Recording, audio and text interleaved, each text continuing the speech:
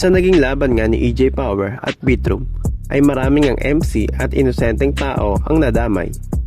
Sa sobrang dark at napakabrutal ng laban ng dalawang ito, nasagasaan nga nila ang mga sensitive topic para sa bansa.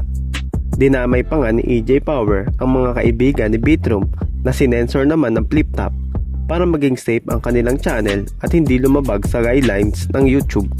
Naging viral nga ang mga linya nila dito, especially kay EJ Power, dahil marami nga siyang mas dinamay.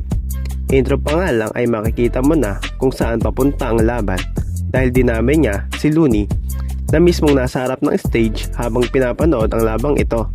Makikita nga natin ang naging reaction dito ng mga tao at nag-FU sign pa nga si Looney para kay EJ Power. Dito rin nagkaroon ng unang chant ng kupal para sa laban na ito.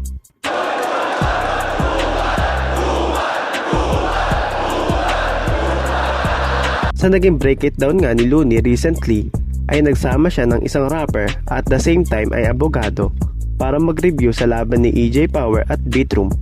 Kaya sa video na ito ay nilagay ko rin dito ang naging reaction ni Looney sa linya ni EJ Power na mamamatay na siya. Gumawa nga rin ako ng compilation ng mga naging reaction ng Flip Top MC at fans para sa linya nito ni EJ Power. Kaya kung gusto nyo mapanood ay ilalagay ko nga ang link sa description. Ay, si Looney mamamatay na kasi. Gago. Upal talaga eh. Diyan pa ako niya, no? Sa harap, sinabi niya yan. Kasi may ano ako niyan eh. Kakagaling ko lang ng hospital niyan eh. Actually, hanggang ngayon nag-ano pa rin ako eh. Tapos hindi kasi natuloy yung battle ko niyan. Dapat may battle ako niyan eh. That day. Hindi siya natuloy dahil nga doon. Tapos, sinabi niya yun. Nagulat din Pero ako ano eh. yan, sa tingin ko, ano yun, props yun kasi ikaw yung benchmark eh. Dito, ang talino ni EJ Power kasi well placed.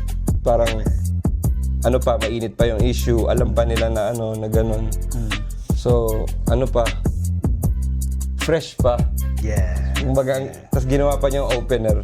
Yeah, man. Kaya solid. Solid yung baksak na yan, ha? At my expense. At my expense.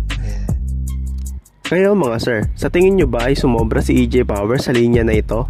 Comment down below lang mga boss at huwag kakalimutang suportahan ang ating channel.